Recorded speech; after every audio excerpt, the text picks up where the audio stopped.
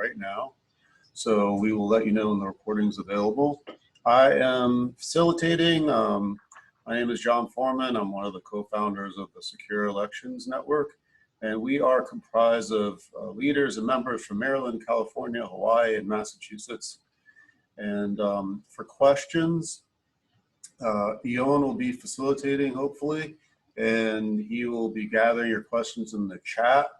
So Ion, would you like, yeah, so please post your questions to everyone in the chat so that the speakers can see them as well as they're coming through. And Ion will be curating the questions, and after we're done with the speakers, then we will ask the questions.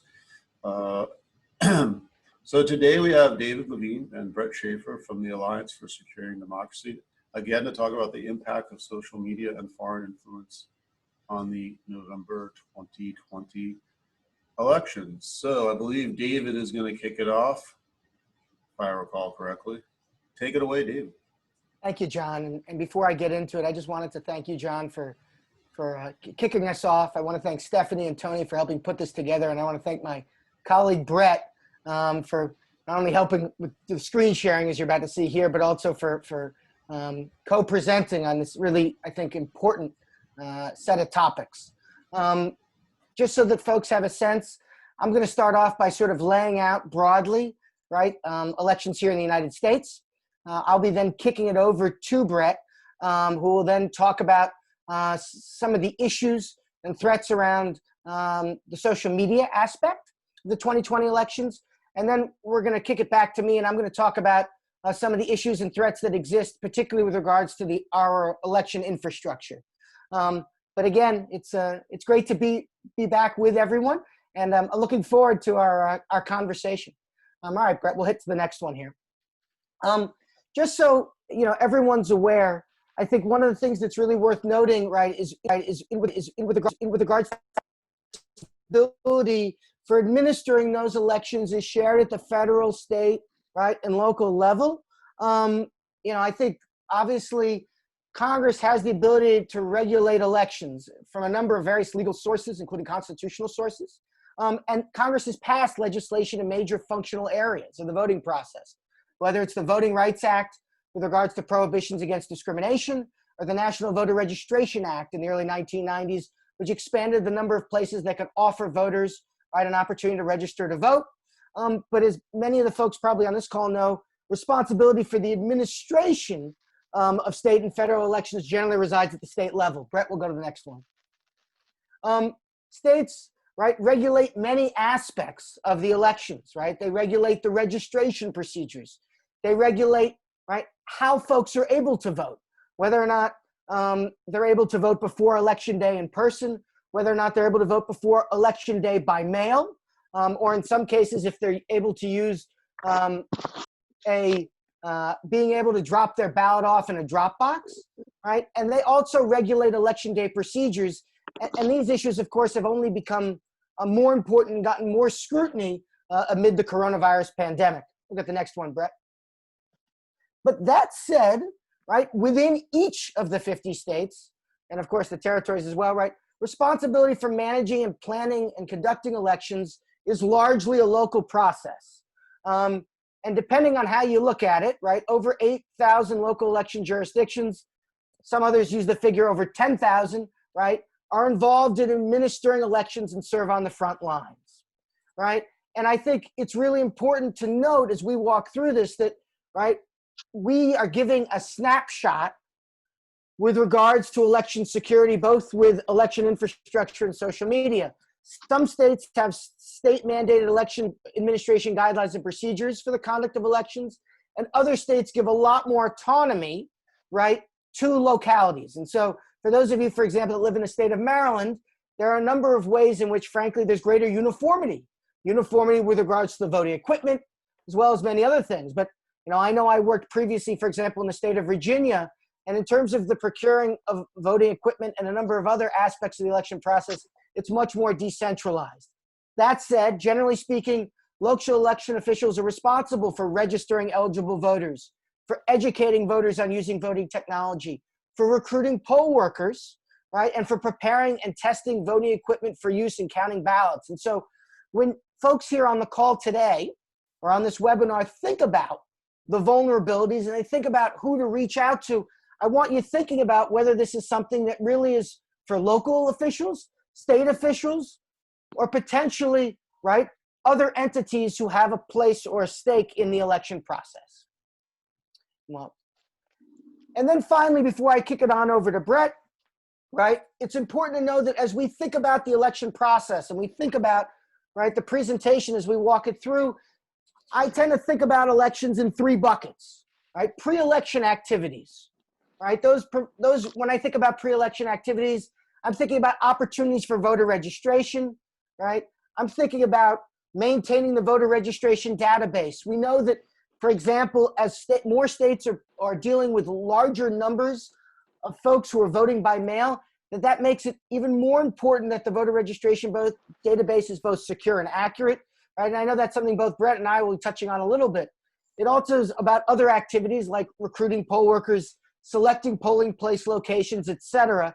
And those things, of course, in some respects have become more challenging, right, amidst the pandemic, right? As we know, the pandemic has led in many cases to polling places shutting down or not being available, and it's made many poll workers uneasy about serving at their polling places during an election.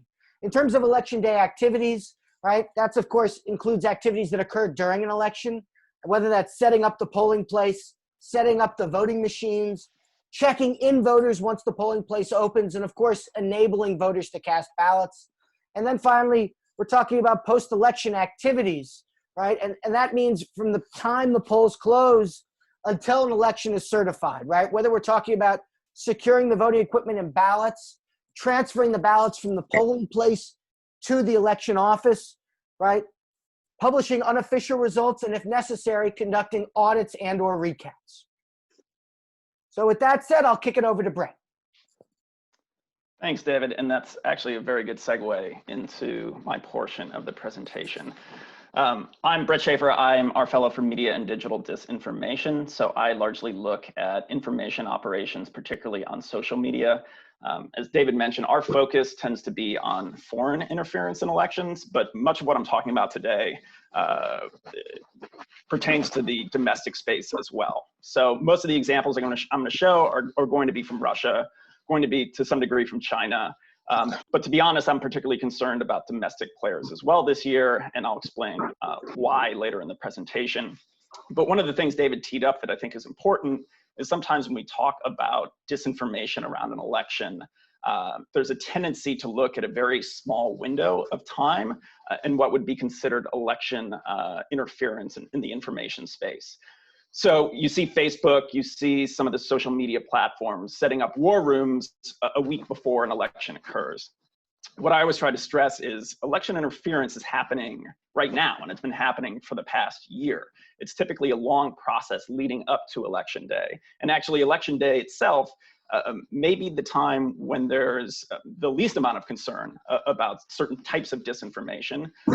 Because of course, if you're trying to damage a candidate, you want to do that before an election. So the same reason candidates start campaigning, putting out political ads well in advance of election day is the same reason that those trying to manipulate an election start disinformation campaigns now. But as David also mentioned, and I think this year in particular, we have to be concerned about after election day as well.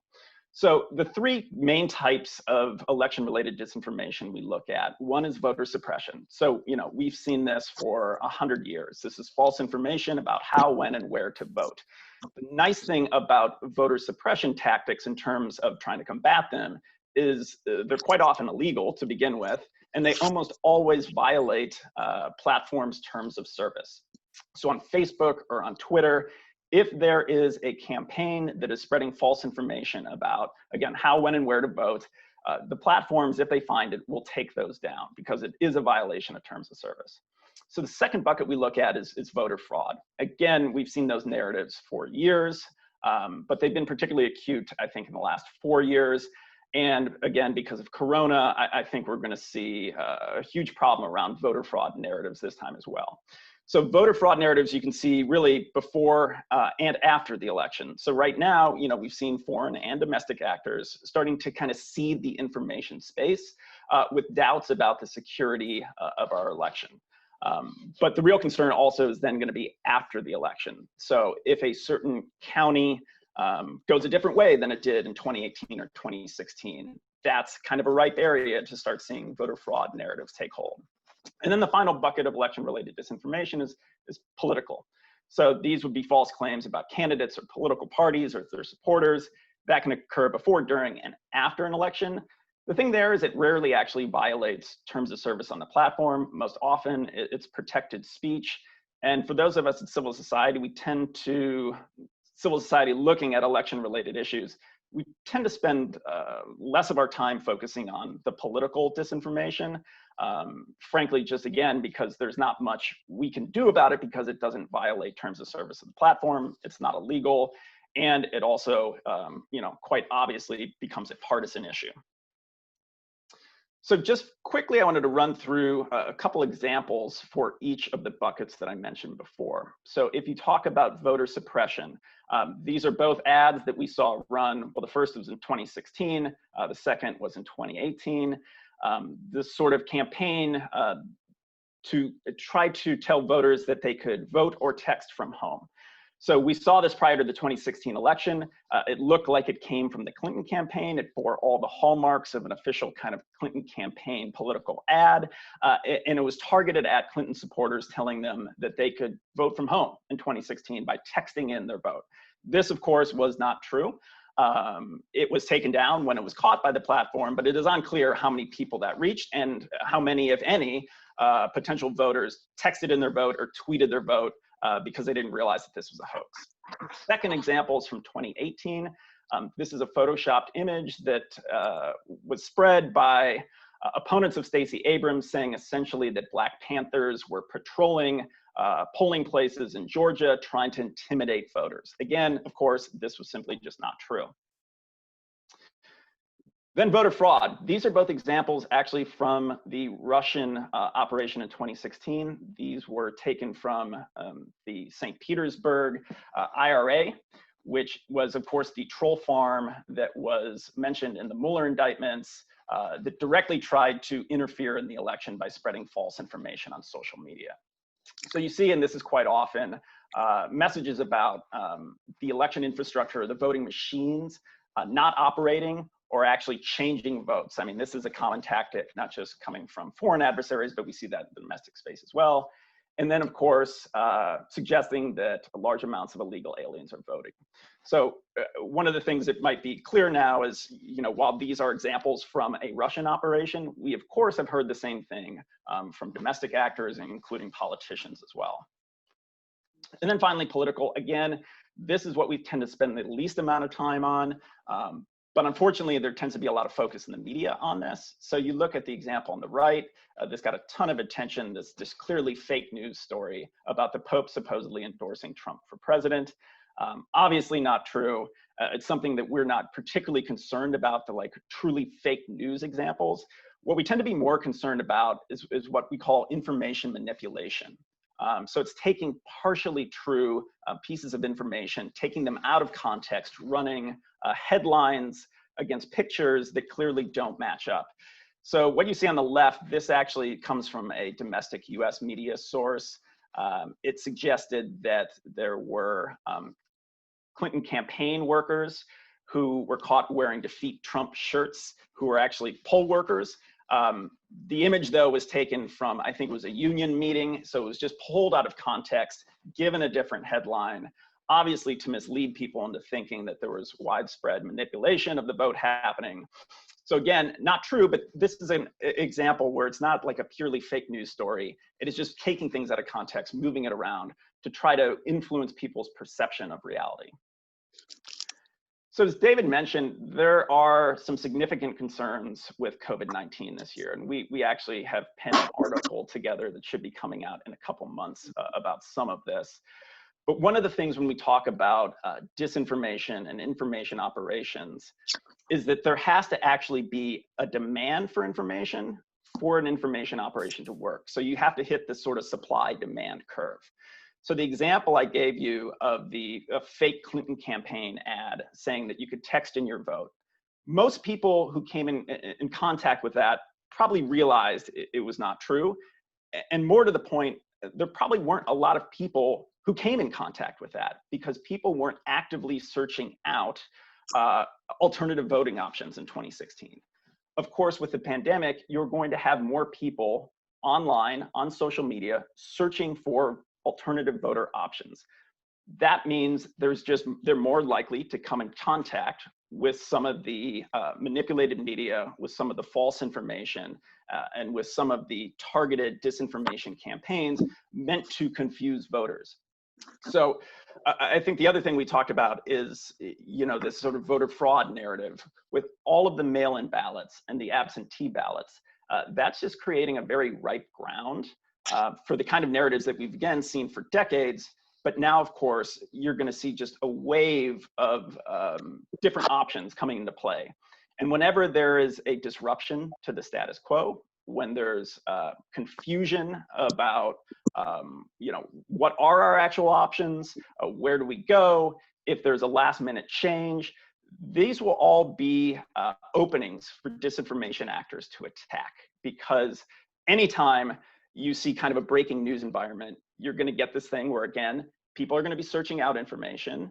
And also, the people who are trying to give factual information are usually going to be behind those trying to mislead people. This is always the challenge in a disinformation campaign, is that it's easier to spread false information than it is to put out truthful information or to verify things, because verification takes time. So I kind of briefly went over some of the content and narratives that we see around elections and the concerns we have there. But I think it's important to stress the fact when we talk about disinformation, content is really one part of it. And it's actually the part that we spend the least amount of time focusing on, because content inherently gets into First Amendment issues. When you talk about images or text or video or audio, those things often are tough to disprove.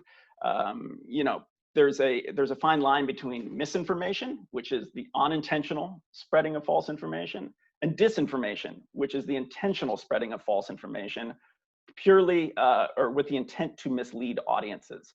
So content is something, we spend the least amount of time looking at content, actually, but that's where there tends to be a ton of focus. Because of course, if you're a journalist, it's sexier covering, a fake vote from home campaign than it is looking at some of the more behavioral aspects that we're concerned about.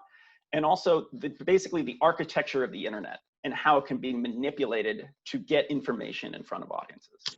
So we look at it as disinformation ABCs. So you have the actor, so who is engaged in manipulative behavior. It could be foreign adversaries, it could be the Russian troll farms, it could be political groups, it can be individuals in certain countries, it could be governments, and then behavior. So these are the tactics and techniques used to deceive audiences. So Facebook right now, when they look to take down misleading content, they call it coordinated inauthentic behavior. They're concerned about the behavior that is being used by the actors. So are they using impersonation? Are they misrepresenting themselves? Are they using coordination, spam? All of these things can manipulate the information space, but have nothing to do with the content itself. And that's the important thing, is if you look even at the Russian operation in 2016 that the Internet Research Agency ran, very little of the content that they put out was objectively false. Probably 98% of it was true. Much of it was just retweeting posts from genuine American voices. So the problem wasn't the content, it was how it was distributed and the deception that they used to get it in front of American audiences. So that's what I want to focus on now. And you'll have to bear with me for a second here, because I want to walk you through an example that I think shows how information manipulation works. So this is a story of a restaurant in London called the Shed at Dulwich.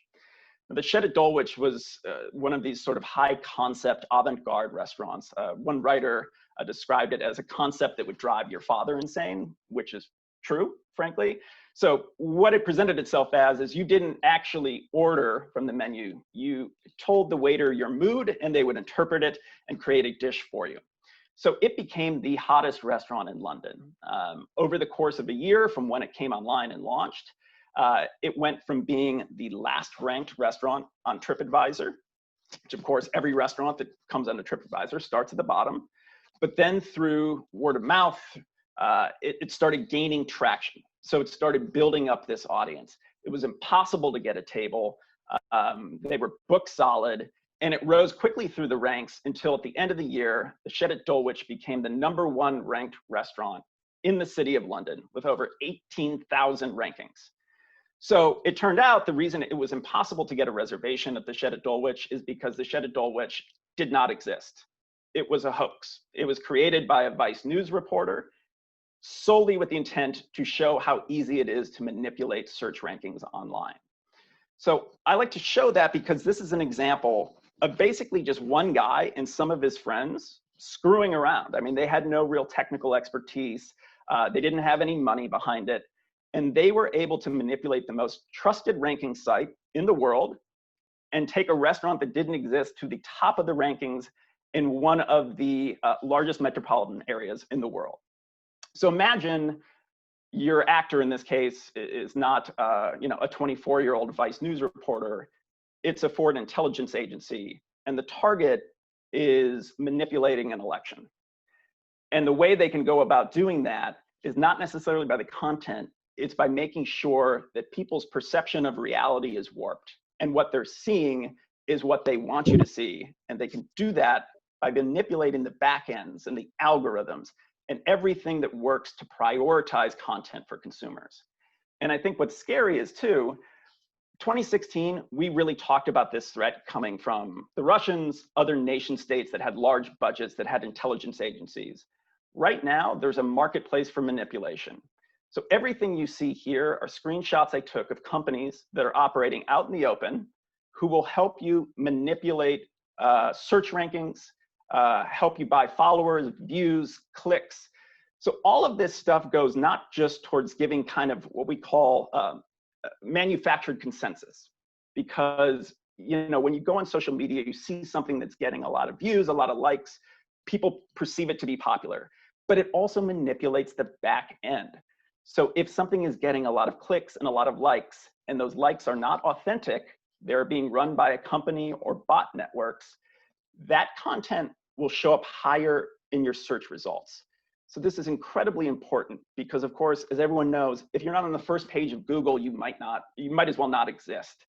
So all of these companies exist right now to manipulate the architecture of the internet. And again, this isn't on like the dark net. Everything you see here, I pulled off Google. I mean, if you want to know how to manipulate Google, you just have to Google it, and you'll get companies who will do it for you, which now means the threat actors are not just Russian intelligence, it's anyone who's got a little bit of money and some bad intentions. So while it may be difficult to interfere with a national election, it would not be all that difficult for an individual to interfere with a local election, where you only have to swing, a couple hundred, a couple thousand votes. So just piggybacking off that, what we talk about is search engine manipulation. This is a quote from a colleague of mine: if you make it trend, you make it true. So it's not necessarily that the falsehood has to be so perfect and so well executed. It just has to show up in people's feeds, and people have to see it. And the more they see it, the more it sort of sets the tone of what is, or sets perceptions of reality. And you can do that in multiple ways: just high volume posting from multiple sources, repetition. And the final thing I want to talk about is data voids. So what a data void is, it is a search term for which the available or relevant data is limited, non-existent, or deeply problematic. What that means in practice is that search engines work essentially like a librarian, where if you go in and you ask for a book and there is a huge volume of books to choose from, they're pretty good at serving you up the best kind of content, or at least the popular content, something that at least has been verified over hundreds of thousands of searches. Where search engines do not work particularly well is if you go in and you run a query and there just isn't a lot of books, essentially, there for them to pull from. They're just gonna have to show you what's there. And what bad actors do, and what they're particularly adept at doing, is targeting these data voids. So targeting search results very specifically where there's not a lot of content, because they know that's a way of getting their content higher in people's search feeds. So we see, for example, white nationalists do this in very kind of creative ways. I mean, I use creative loosely, by putting in, for example, misspellings of the word Holocaust in their posts, because they know people, if they're going in and maybe they, you know, miss an A in the word Holocaust, or miss the O in the word Holocaust and put in the 0. If they have a typo, because credible organizations wouldn't publish something with a typo, that person who searched for it, put in a typo, is now going to get white nationalist content up at the top of the search feed. And so around an election where there's going to be a lot of changes, where there's going to be a lot of new searches because people are going to search out connections of words where there's not a ton of search history behind it, this creates a huge vulnerability. And this is an immense concern in any kind of breaking news environment too. Because what people at Google have told me, which is kind of shocking, on any given day, roughly about 15% of search queries they see have never been searched for before. So you think of things like El Paso Walmart shooting. That connection of words has never been searched for before. It's something new. As credible news organizations are trying to figure out what's happening, bad actors are going online and publishing first. So when people are just going to search, figure out what happens, they're getting all of this junk content showing up at the top of the feeds just because they've gotten into the data void first. And that's the real concern around an election that's fast moving, where it takes time for credible news organizations to verify things. If there's a disruption, if an app breaks in Iowa, credible news is always behind the junk news. And then so finally, quickly, because I don't want to cut into too much time, I just want to talk very quickly about the information laundering ecosystem. And this is particularly relevant for foreign interference. So we tend to look at it, and these terms go back to sort of Soviet propaganda disinformation times. We look at it at the white, the gray, and black propaganda. So white propaganda is overt. It's what comes directly from state media or government officials. We know where it comes from. So in the Russian context, this is RT, this is Sputnik, this is their state-run media. Whatever you want to say about it, we know where it comes from. We know who's sponsoring it. Consumers are not deceived about the point of origin. Then you get into the gray area, where there is a level of deception happening because the connection to a state-backed media outlet or to a government is obfuscated in some way. So one of the examples there is this In the Now. In the Now presents itself as this sort of American-led, left-leaning digital content site. Our investigation found it's actually funded directly by a Kremlin-funded media outlet called Rupli, which is part of RT. So while it doesn't necessarily hide the fact that it is connected, I mean, you can find that out if you search it out, it is not forthcoming with that connection. So information consumers would see this, they think this is just another media organization. It is in fact, in some ways, sort of a shell company for Russian disinformation. And then the final level, which is of course what we're most concerned about, is this black covert propaganda. So this is where we see impersonation happening. A lot of the focus in 2016 was on the covert efforts on social media. So these would be accounts that came online. Here's a couple examples, presented themselves as genuine Americans or genuine American media outlets, and of course were being run out of the Internet Research Agency in St. Petersburg. So one example on the left, we saw this fake Tennessee GOP account. I think it had over 100,000 followers when it was caught. Another account there is this Louisa Haynes, who went by Woke Louisa. She had, I think, 40,000 followers and had such an impact that she was actually quoted as a sort of representative of the Black Lives Matter movement in at least 10 different major publications. So around the NFL protests, you're getting Woke Louisa quoted as if she represents Black Lives Matter, when of course she was being run by a troll in St. Petersburg. And then the final thing that they did, we saw, was a wide network of these fake local news sites. So they set up over 50 accounts on Twitter, presenting themselves as genuine domestic news organizations. All these accounts did for years was just retweet the actual credible local news sources. So Chicago Daily News was retweeting Chicago Sun-Times, Chicago Tribune. It builds up this audience. It builds this sort of veneer of credibility, but then it gives them an option at any given time to sort of operationalize those accounts push out false information, but instead of doing it from an anonymous Twitter account, it seems as if it is coming from a reputable local news site. So finally, just want to talk on a couple ways that we can combat disinformation. What we know from all of the research is it is extremely ineffective to try to put out every individual disinformation or fake news fire for multiple reasons. One reason is it tends to harden people who believe in the original fake news story. If you point out the fact it's false, studies have shown that it actually pushes them to believe the original story more. Second reason is many of the debunked stories never actually reach those who saw the original. So what we try to focus on is actually pre-bunking the information space. It's flooding a search topic or a social media platform with correct information, with trusted information, so that you've in some ways inoculated the public before they see false information come online. So in the election context, again, what David and I try to stress often to those who, like your organization, who are trying to educate voters is you have to be the trusted voice within your community. And not just be the trusted voice, you have to work just as hard as those trying to disinform voters in your community. And that means posting early and often in the same way as like traditional door knocking efforts, where it's a numbers game, it's a posting game. If you post once when the election is a link to the site that has credible information and you consider your job to be done, you failed, because those who are trying to mislead are posting 100 times a day. And as I showed, that doesn't just mean that there's more volume out there. It actually does influence the architecture of search engines and how they prioritize content. So that false information is going to climb up while the true information that you post once just lays at the bottom and slowly drops off the first page or out of anyone's social media feed. So again, the thing we try to stress is be that trusted voice, make sure you verify information.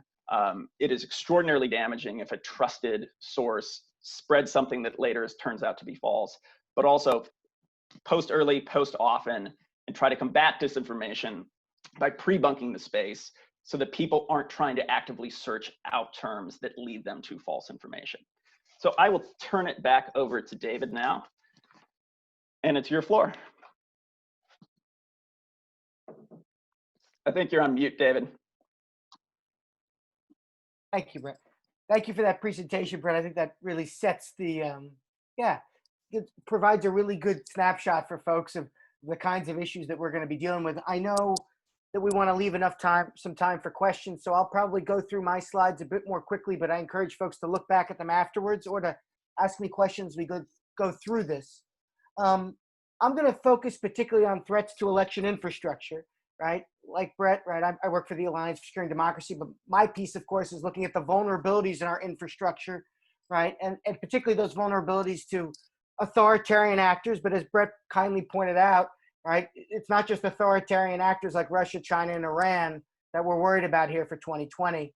I will say, right, that in terms of election infrastructure, right, it includes things such as voter registration databases and associated IT systems. Obviously, that was a big topic in 2016 when Russia had an intrusion, for example, into Illinois' voter registration system, and according to the Department of Homeland Security, had the ability to modify entries in the system. It also, election infrastructure can include things like the voting systems themselves, polling places, and storage facilities. It is worth noting here, as this slide points out, that it doesn't include, you're all good, it doesn't include political action committees or campaigns or other non-governmental election-related things, but that doesn't mean that those things aren't also targets. As some of the folks here might know, right, we've seen in the news over the last couple months, right, that China, there have been reports of China looking at Gmail accounts on former Vice President Biden's campaign, as well as Iran or Iranian-related actors looking at Gmail accounts with President Trump's campaign, as well as action from Russia in terms of looking at an email program that some congressional candidates are using. But for this, I'm going to work on election infrastructure. We'll go to the next one.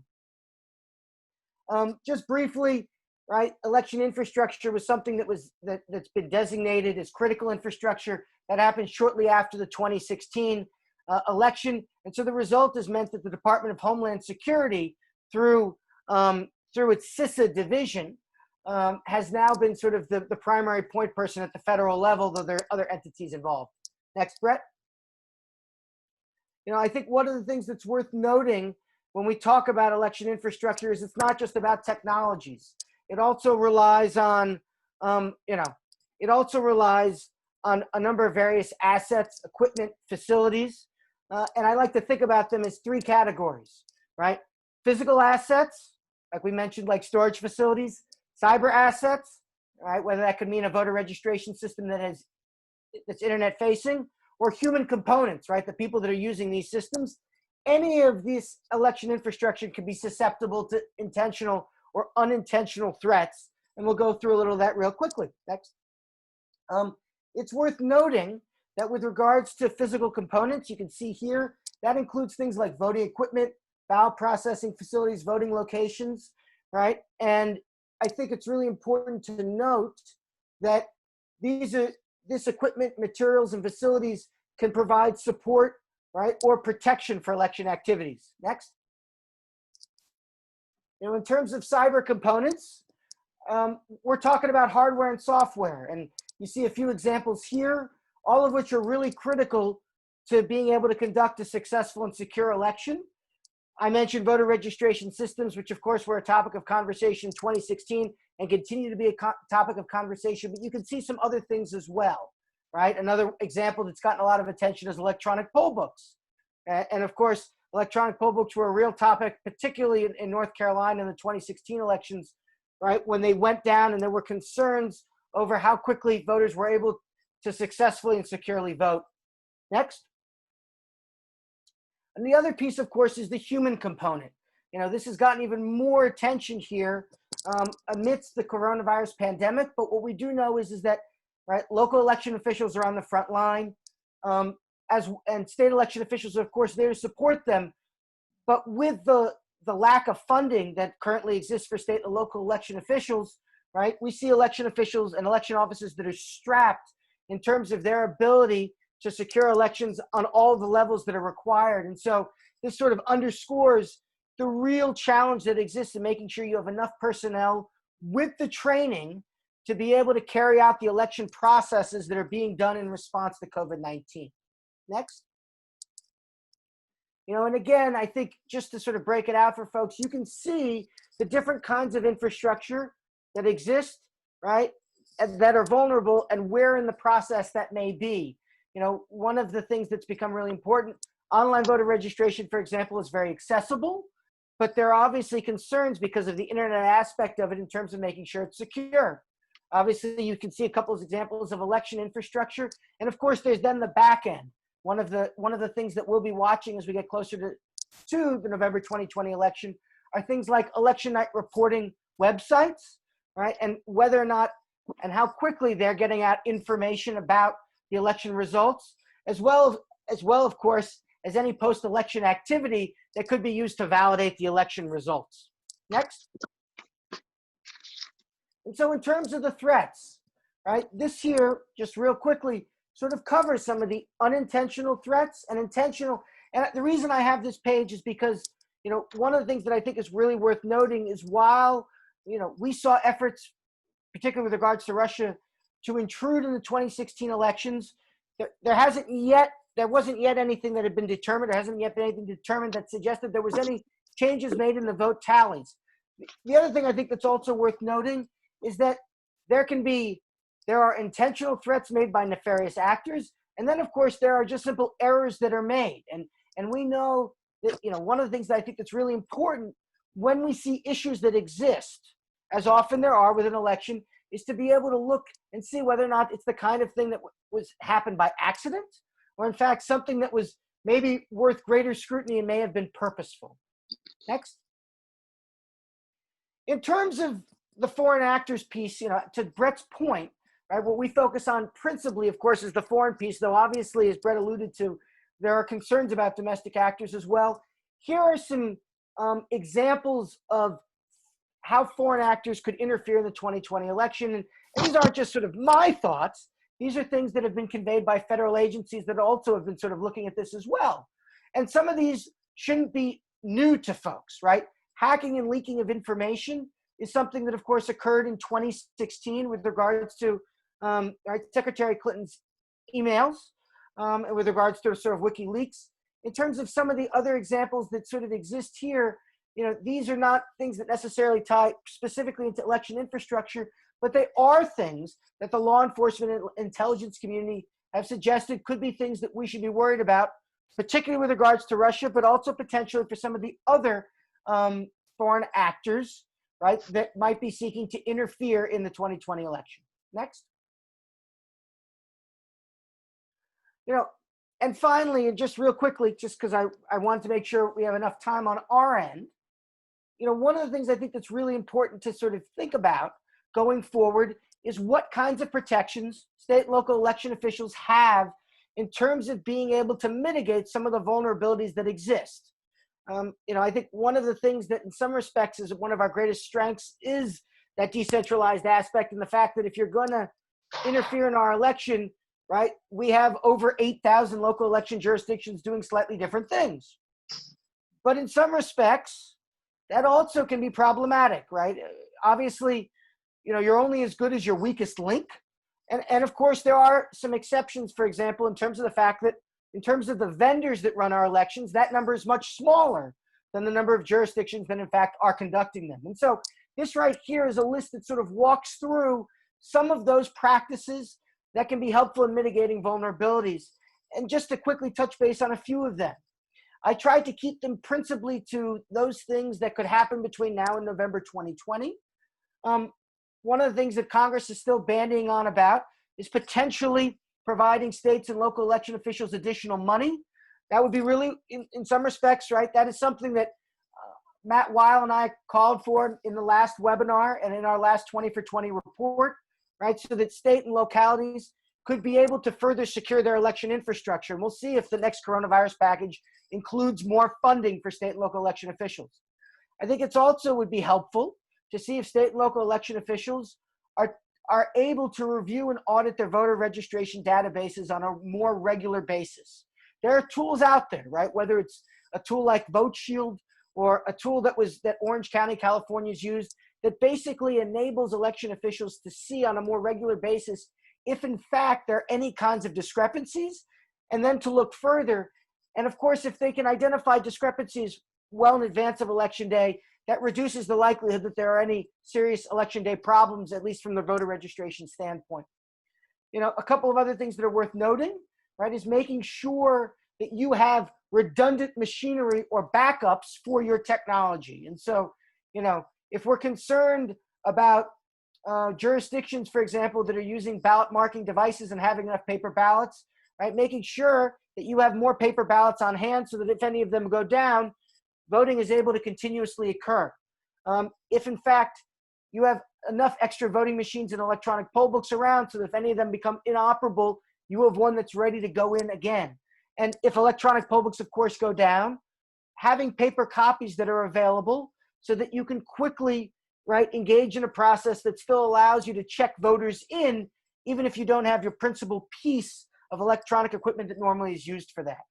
And then finally, I think it's really worth noting that more jurisdictions are using and doing post-election audits. But for those that either are doing some that are maybe smaller in scale or haven't yet done so, there still is a narrow time frame to encourage them to do even small post-election audits. Now, risk-limiting audits in a number of respects are the gold standard, but if you're not doing a risk-limiting audit now, the likelihood that you're going to be able to do one in November, frankly, is not that high. But there are still audits that can be done that can help verify election results and can help see if there are any discrepancies that might exist. And so this right here is a brief listing of those kinds of things that can be done. All right, that's next.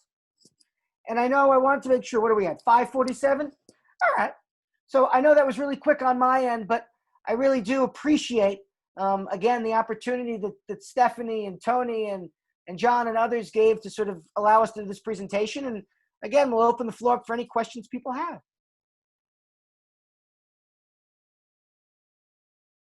All right, this is John back again. Thank you, David and Bret. That was fantastic. So we have a few questions that came through here.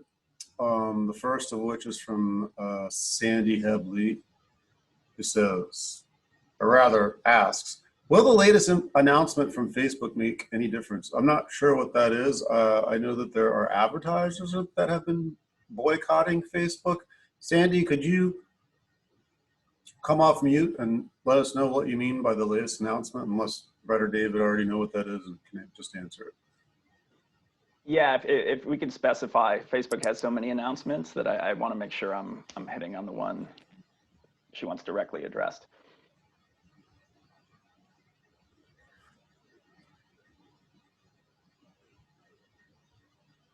Oh, she has no microphone. Sandy, if you may have already, let's go to the next question. We come back to that. The next question is from Jennifer Feldman, who asks, are there ways to address certain people and groups' propensities to believe these false narratives and disinformation? I think, Bret, you talked about pre-bunking, which is part of the solution, meaning as activists, we can create our own social media and information outlets and really try to become a trusted authority of information and sort of handle it the way you do door knocking, where it's a numbers game. Post and publish early and often, become a trusted source, and hopefully those folks maybe will be paying attention to that. Maybe that's one way. What do you guys think? What other ways? So I mentioned the term inoculation, which often is misused in this space to essentially mean just putting out correct information, which is part of it, but that's not actually inoculation, because of course, the real term inoculation means getting like a low dose of a virus. So what they've found is the most effective is to educate people about how in general manipulation works, to educate people about how information shows up in their social media feed, about the use of fake profiles and impersonation and some of these sort of bogus websites that appear to be credible news outlets that are in fact not. So the most effective way they have found through studies of trying to combat disinformation is not actually going after the individual story or the narratives, because again, they found that to be actually counterproductive for many reasons. And I mentioned some, but another is, we see this backfire on Facebook or Twitter sometimes when there is a fact-checking or in the media, when something is fact-checked, now you have elevated it and given it some oxygen. So a bunch of people who would not have come in contact with this fake information to start with, now are seeing this fact-check thing, then they search it out, and then they come in contact with the fake information. So they found it to be incredibly ineffective, because all of these people who wouldn't have known about it then are actually searching out information and coming in contact with it. So the best way they found is this combination of, yes, flood the zone with credible information, but also teach people about how manipulation works, as opposed to trying to point out inaccuracies in individual stories. And just, John, to jump on this to Bret's point, and then also to get at this question, Facebook, a couple of changes they made recently. One of them was to announce a voting information center, right? A central hub that will provide information to voters on how to register to vote, request a ballot, voting ID requirements, when and where to vote. So I think that notion of sort of preemptively trying to provide that information, that may have been what one of the previous points about Facebook was. But I think that, to Bret's point, right, I think, right, this sort of noted getting the information out affirmatively and proactively and clearly is important. I will, just to go back to that, if one of the questions was about the voting information center, I will touch on that. I think on its face, I think this could be a helpful thing that Facebook's introducing, but there are a couple things that are important on it. Number one, right, that sounds really good. Making sure that you actually have the latest and greatest information across the 8,000 plus jurisdictions is really hard.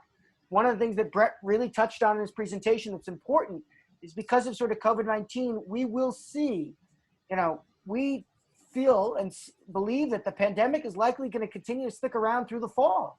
And not only does that mean there's uncertainty regarding what to do in regards to the pandemic, there could be uncertainty regarding how the election will be administered. And you could see situations where election officials right, are realistically having to make decisions in a short time frame to modify processes due to conditions on the ground. And how is Facebook going to get those updates from local election officials to make sure that that information is getting out there? Because, state and local election officials are good, trusted sources, but obviously there will be folks that go to Facebook as well for this information, and they need to make sure they're on the same page. All right, great. So the next question comes from Stephanie, who says, who is working on this and what can we do moving forward? What are the recommendations for best ways to fight disinformation? Stephanie, do you want to add anything to that? To explicitly define working on this? I should have separated them out. So the first is what government agencies are working on what's going on, who can we connect with, and then what can we as a group do moving forward to get the word out? What are your recommendations for moving forward?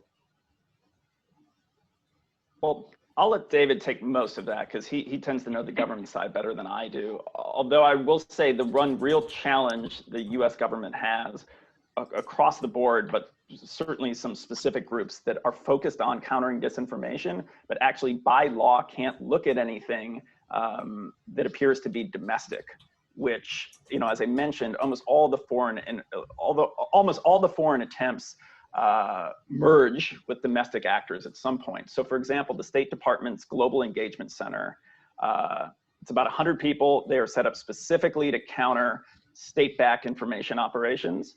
But because of the Smith-Mundt Act, if it looks like anything is coming from a domestic actor or a domestic source, they can't touch it, which means that there is, by law, a huge blind spot there. And I think that's a problem for many in USG, and for some very good reasons, because we obviously don't want the government actively online listening into American conversations, whether those are digital conversations or real conversations.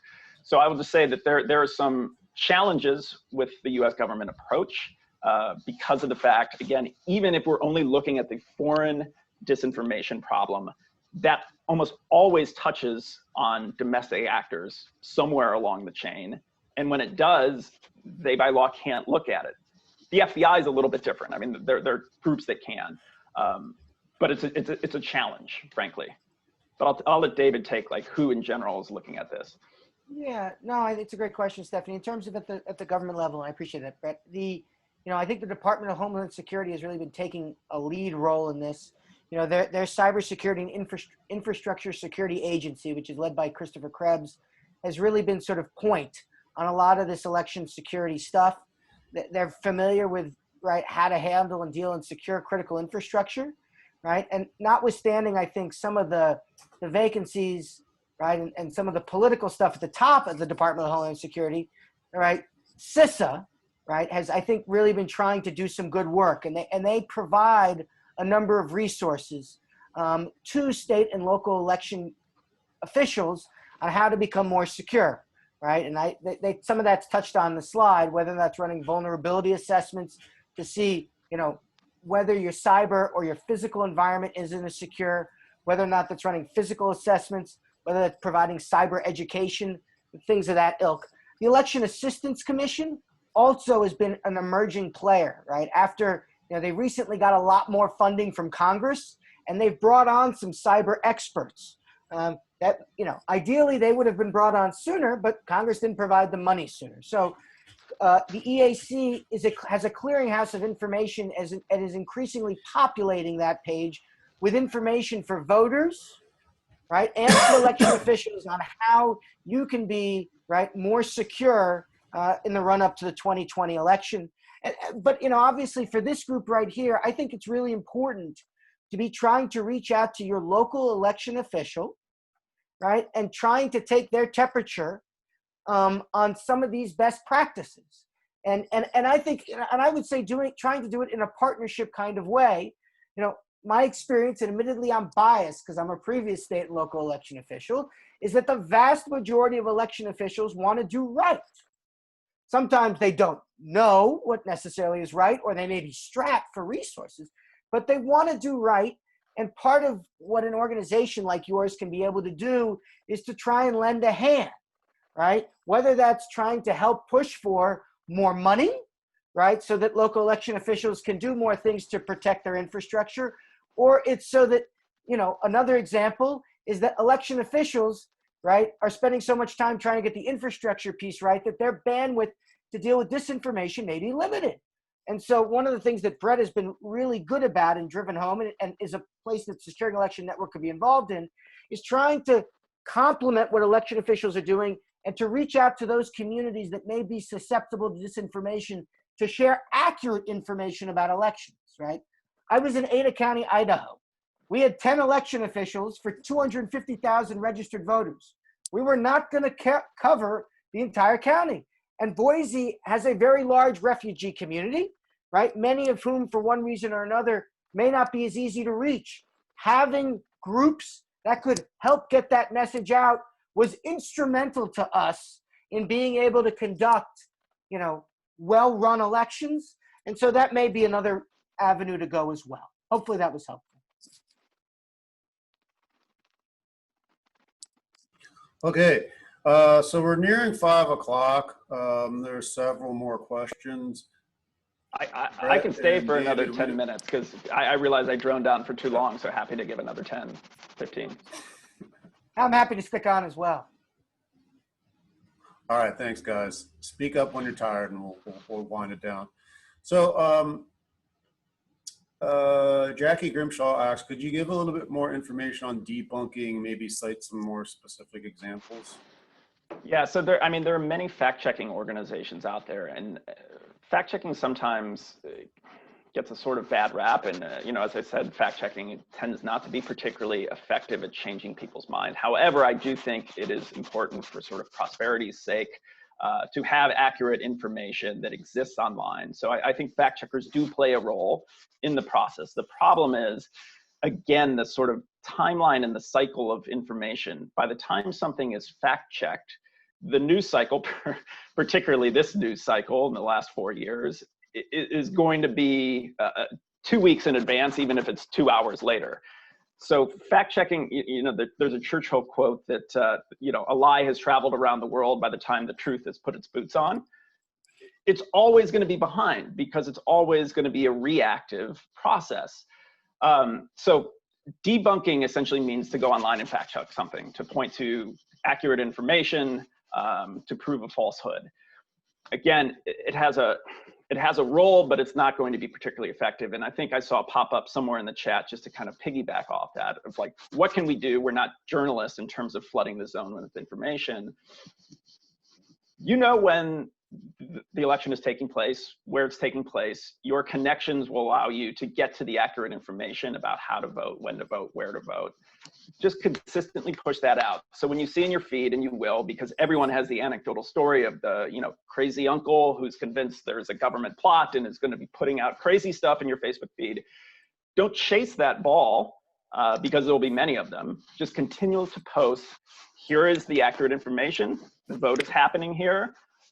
Or if there's changes, link out to the local election administration website. So continually just pushing out accurate sources to your network and not trying to put out all of the different falsehoods that you're going to see online is probably going to be the most effective tactic. Okay, thank you. And then we have a question from Linda Kessel who asks, how do we combat misleading television commercials that aren't subject to truth in advertising? I don't know if that, guys, is your bailiwick, but it's a great question, and the answer is I have no idea. You know, this is a problem that, frankly, the social media companies are facing right now in a different sort of context, but of how they fact-check politicians. You know, Twitter's way of dealing with it essentially is saying, we're not going to take political ads.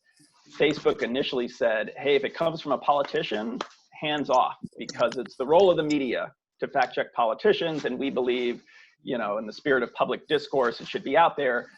That may make sense in the US context. It certainly doesn't if you're talking about Zimbabwe or somewhere where there's real repression and there's no independent media. So I think that was a huge cop-out on the part of Facebook. So it's a challenge not just with television ads, but I think it's a challenge on social media as well, particularly when the ads are coming from politicians and they don't want to appear to be politically biased in some way. And So- this isn't really, no, I was just going to add, that I think I'm right with Bret on all of that. One of the things that I think it can be helpful in terms of, and this is only on a small scale, right, is to drive people, at times, I think as folks are aware, while more and more folks are trying to vote by mail, there's almost certainly going to be an in-person voting presence in most places coming for this election. And if there are opportunities for people to be able to participate in the process in a safe manner, I think that encouraging people to do that, whether reach out to the local election office, can be done. And the reason I use that language, because I want to be really careful, is that being a poll worker may not be it, but being an ambassador for the election office who may be sharing information either virtually or over the telephone may be a way. And I think one of the things that reaching out to local election offices, maybe doing is talking with them, is trying to figure out how you're going to be sharing information affirmatively, because the idea of trying to reactively combat that stuff, I think, is difficult, point that Bret has made many times. So the question is, how can you make sure that you're affirmatively putting out that information? And election offices need to be part of that, but so do civil society organizations, so do big tech, is what Bret pointed out. And so, I keep going back to election offices because they administer elections, and I was an election administrator, but I think trying to sort of partner and collaborate is I think, a really important, piece of this. And it's only going to become more important. Bret has hinted at this, but I'll hit it more on the head. If we have litigation that goes on closer to election day, there are bound to be some changes that occur, right? And how do you make sure that that information goes out, right? That just deals with it. So forget even the misleading stuff. Let's just talk about the changes that are made immediately in the run-up to an election. And so I think being able to reach out to, whether or not it's the election office or reputable civil society organizations, I mentioned before, the League of Women and Voters, and figuring how you can help could be really helpful. All right. So this is a question from me. Bret, you mentioned there's many ways to affect an election with disinformation, and there's a lot of different sources of disinformation, foreign, domestic. In a way, the foreign, any actor is only successful in the sense that they're planting a seed in a fertile field that's going to spread that stuff anyway, right? But I'm curious, aside from that, I'm curious, is there any sense of, percentage-wise, statistically, where is this disinformation generally coming from? What's it broken down into? Because we is it mostly foreign? Is it mostly domestic? Is it impossible to know because there's just never been any comprehensive study on it? It's so huge a thing to explore. We don't know. So we don't know necessarily, because we don't know the entire world of manipulation that's happening. Even 2016, all of the Twitter accounts that Twitter has attributed to Russian information operations, that's probably the tip of the iceberg. So we have I think a very limited sense of what happened even in 2016, and we have an even more limited knowledge of what's happening right now. But to go to your question of who really creates the narratives and the stories, it is overwhelmingly domestic, even if you're talking about foreign information operations and foreign disinformation. One of the more disheartening things in my research, and now doing this for 3 years, is when we started looking at this, and actually I could go back to grad school when I started looking at this in 2015, 2016, when you saw what we suspected to be and turned out to be Russian trolls on social media, early on, they were pretty easy to identify because they were posting original content. You could tell all of the times that they were struggling with the English language. I mean, I speak Russian, and because there's no article in the Russian language, they struggle with using a and the, and you could tell this stuff, and you would have people come online saying, I'm American military man, blah, blah, blah. There was just the stuff that just didn't ring true. At a certain point, they figured out, and also you look at some specific operations they ran.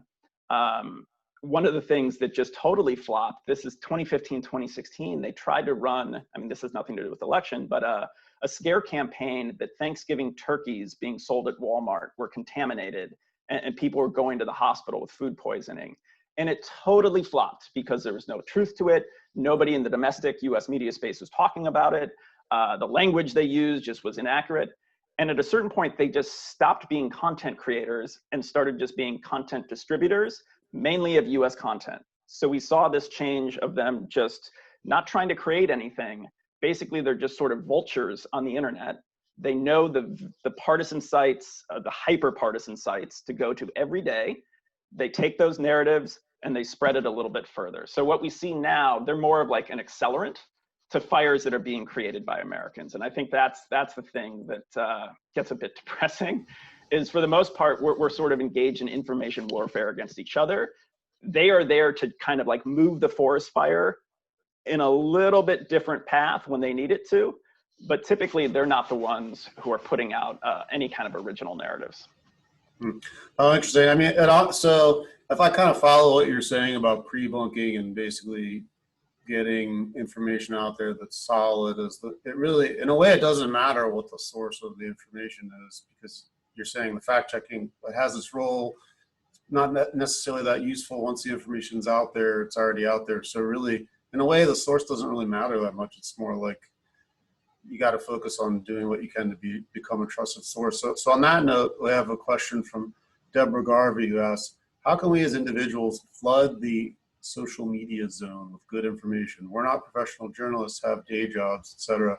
I could take a stab at just quickly answering that from like an activist perspective. Like, Deborah, I know like a lot of groups actually have committees, and they ask people to join that have social media experts, and they sit around and think about what their message is and how they want to get it out. And, you know, a lot of it involves drafting information and diving in there and just using whatever platform you want to use and practicing on it and having a plan, being strategic. But yeah, you're right. It's hard to do it if you don't have time. What do you guys think? I'll just add one thing quick, and Brett will go longer. Before I forget, the National Association of Secretary of States has a Trusted Info 2020 campaign, right? I mean, in a real quick and dirty way, directing people that way, right, as much as possible is a good sort of quick hit thing to do, right? Because I think state and local election officials in many respects are the most trusted sources of elections. And that's a really good way to direct people and get people at information that, right, is up to date and accurate in either their state or local jurisdiction. And so that's sort of, you know, I don't have a lot of time, I don't have a lot of energy, I'm going 10 different ways. But, you know, I want to let Brett answer that sort of more broadly. Yeah, I would just, you know, it is my full-time job to try to counter this, and I am outnumbered and outgunned if I try to look at this. If I need to convince, you know, the entire U.S. population that a certain narrative is false. So what I look to, you know, I've had this conversation with groups like the National Urban League, so activists in particular, but really everyone, you know, be responsible for your own community, your own space, your own friend group, your own family, your own social network. So you're not going to be able to somehow, you know, fight every false disinformation campaign that's out there. But what you can do on your social media feed, you know, again, to just kind of repeat what I've said over and over, is just be the source of trusted information for your friend group. Try to get others within your network to do the same thing. And just make sure the people that you are closest to, friends, family, neighbors, they know where to vote, how to vote, when to vote. And I think that's, you know, that's really what I mean by flooding the information space. I don't mean you're going to change what's going to show up on Google. I mean making sure the people who are your Facebook friends have accurate information because you're there posting about it every single day. All right. Well, it's now 6:10.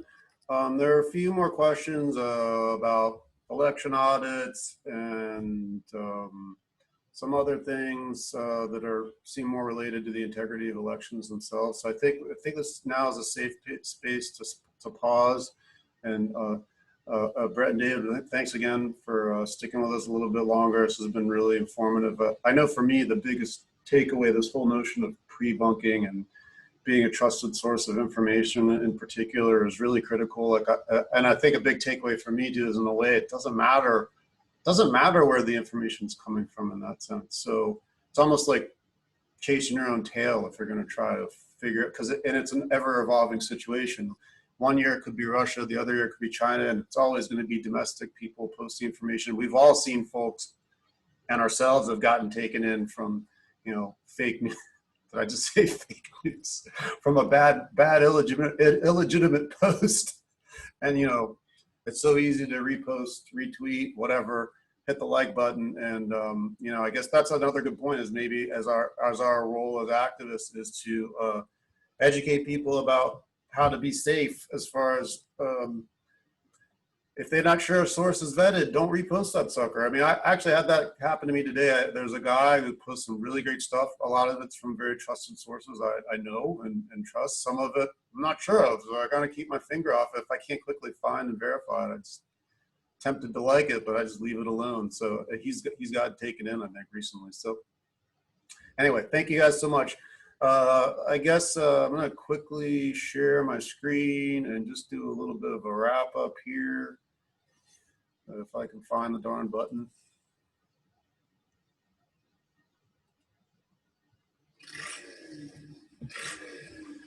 While John is looking, thank you both so much. I learned so much tonight. This was inspiring, terrifying, and so worthwhile. And we will try to get the word out to as many people as we can. Thank you, thank you, thank you. And don't think we're not calling you back. Thank you, appreciate it. Thanks. So just a few logistical wrap-ups. We definitely want you to join our mission to secure voting systems. So at this point, Stephanie, did you want to open this up to discussion, or did you want folks to email us or send us messages in the chat about what other topics they might be interested in, that sort of thing, how we can expand our audience? Are you with us, Stephanie? Uh-oh.